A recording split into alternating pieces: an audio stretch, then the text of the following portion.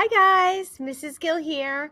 I'm going to be reading you chapter 15 of Flora and Ulysses, The Electric Chair.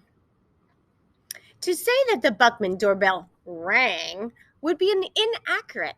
Something had happened to the bell. Its inner workings had become twisted, warped, confused. So instead of emitting a pleasant ding or bong, the doorbell now sent an angry, windows shattering, you guessed the wrong answer on the game show kind of buzz through the Buckman house.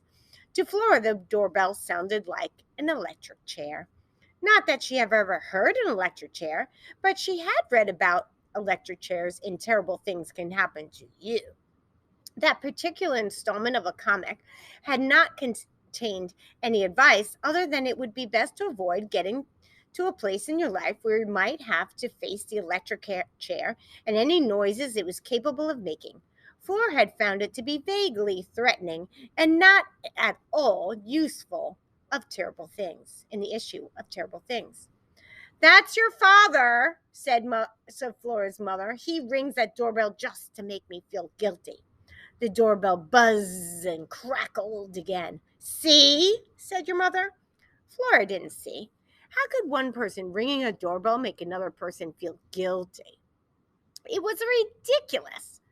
But then, just about everything that Flora's mother said or wrote sounded faintly ridiculous to Flora. For example, on feathered wings of joy. Since when did joy have feathered wings? Don't just stand there, Flora Bell. Go open the door. Let him in. He's your father, and he's here to see you, not me. The electric chair knell of the doorbell sounded through the house again. For the love of Pete, said her mother. What is he doing? Leaning on things? Go let him in, would you? Flora walked slowly through the dining room and into the living room. She shook her head in amazement. Upstairs in her room was a squirrel who could lift a vacuum cleaner over his head with one paw. Upstairs in her room, there was a squirrel who could type.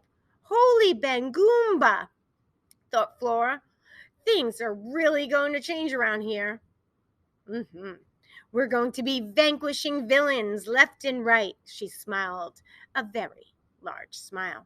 The doorbell gave another outrageous sizzle. Flora was still smiling when she unlocked the door and opened it wide. That is the end of chapter 15. Happy reading!